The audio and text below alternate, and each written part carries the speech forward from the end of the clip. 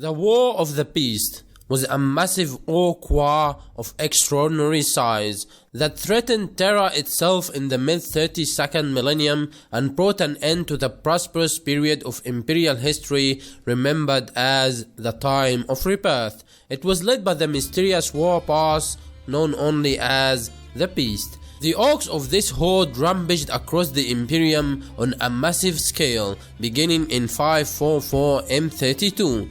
The number of attacks grew until it became the greatest greenskin invasion that the galaxy has ever known, eclipsing even the one defeated by Horus of the Lunar Wolves upon the world of Ullanor during the Great Crusade.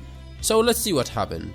The Imperial Fists fought on Adamantua against a metallic insect-like Xenos species called Chromes. During the battle, an Ork attack moon of the War of the Beast appeared in orbit, bringing thousands of greenskins to the surface and using a mysterious gravitational technology to devastate the entire planet. The High Lords of Terra, including Draken Vangorich, ordered the deployment of the entire Imperial Fists chapter on Adamantua, but the Orcs won the battle, destroying both the Chromes and the Imperial Fists. There were only 4 survivors left from the entire chapter. 3 died while a team of tech priests tried to cure them. The last was Coland, second captain of the Daylight Wall Company. A large fleet of Imperial Navy vessels engaged an Ork attack moon at Port Sanctus. In the meantime, as the last surviving Imperial Fist, Coland was now in effect the new chapter master.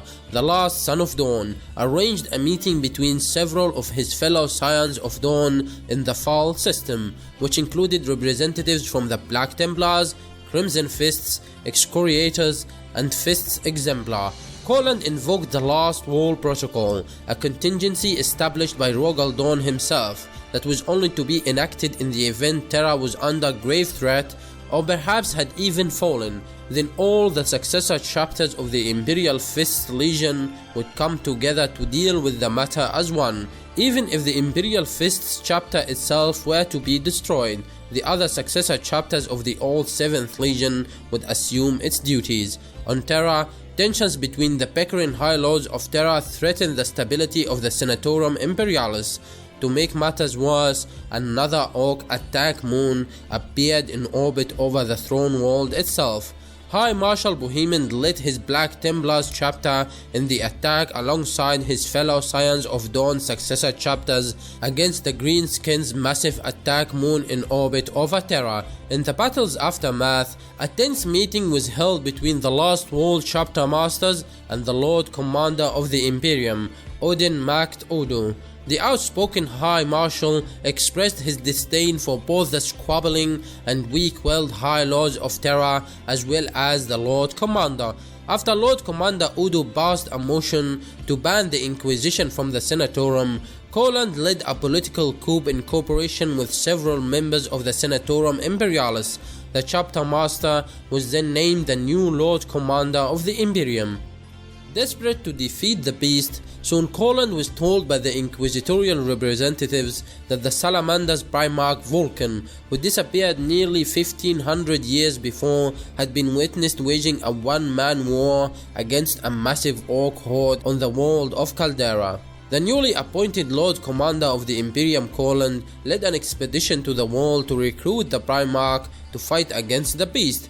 He initially refused to join the crusade until he was able to save Caldera from destruction, honoring a vow he made long ago.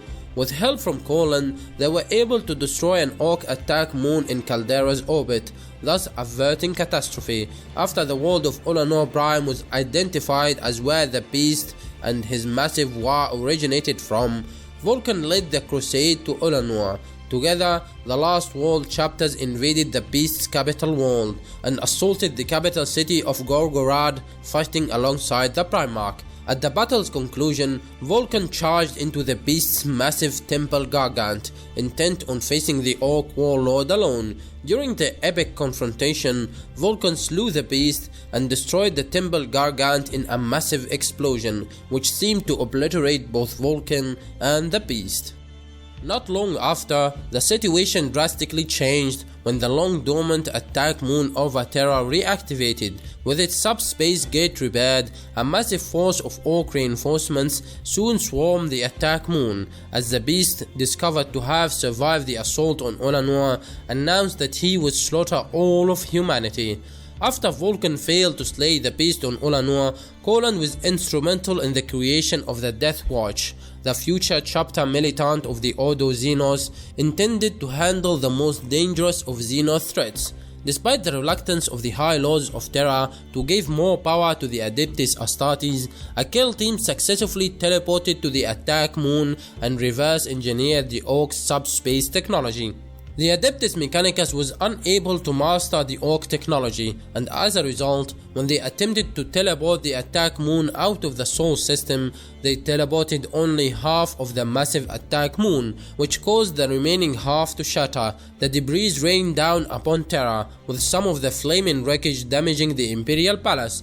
Undeterred, Colan realized that in order to defeat the beast and his WAAAGH, they needed to counter the Greenskins' potent psychers. He followed a lead by the High Lords of Terra's inquisitorial representative Veritas to the world of Nedriers, located in the far reaches of the Segmentum Pacificus. It was here that the last forgotten bastion of the Sisters of Silence had remained for 1500 years. When Lord Commander of the Imperium Colan arrived, he found Nedriers under siege by the Orks, who feared the pariah psyker killers. Colan led the effort to lift the siege, and once inside, he attempted to convince the reluctant sisters to join him in his crusade. The leader of the sisters explained that they had been cast out by a distrustful Imperium, and although they were fiercely loyal to the Emperor and the Primarchs, they would rather see the now corrupt Imperium burn rather than aid in its time of need. Colan managed to convince the reluctant sisters to join him only after he revealed that he had the blessing of the Primarch Vulkan himself. Devising a new plan to defeat the beast, the Death Watch captured several Ork psychers on Idolica, Leos, and Valhalla. Colan intended to use the null effect of the anti-psyker Sisters of Silence to create a reverse WAAAGH effect through the Ork psyker and essentially decimate the greenskin hordes of the beast using their own power against them. Leading a massive Imperial crusade during the Second Battle of Ullanor, Colan's plan succeeded, but after his strike force barely slew the WAAAGH's leader, a larger, even more vicious Ork appeared. It was revealed that the creature Colan killed was in fact one of 6 prime Orks, each a beast in its own right. After this revelation, Colan was soon slain by the new beast. The Imperials recovered the fallen Lord Commander's body and fled the surface of the planet. With their warlord slain, the Orks launched an all-out rampage across the Imperium, butchering and slaughtering whole worlds with impunity, and the 5th Exemplar's chapter master, Maximus Thane, had no intention of attempting to work with the ineffective High Lords of Terra.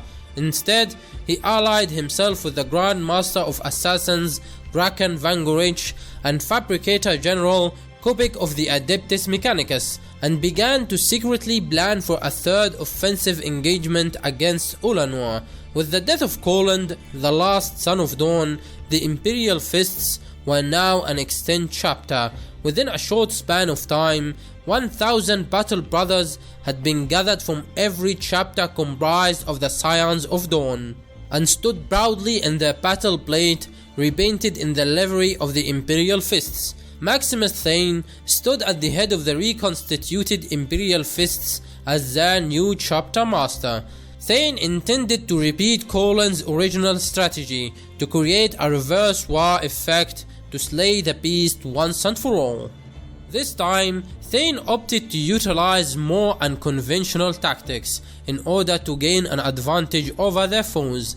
Utilizing the advanced technology of the Mechanicus, he had the Imperial Strike Force redirect several asteroids and send them in devastating waves to collide with the highly populated capital world that now teemed with trillions of Orks.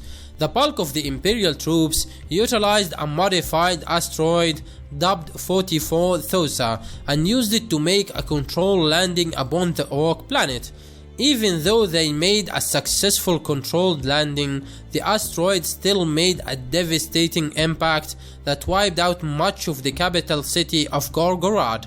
This time, the Imperial forces faced a more straightforward fight. Led by Chapter Master Thane, they continued their drive on the Beast's Gargant Palace, located in the center of the capital city.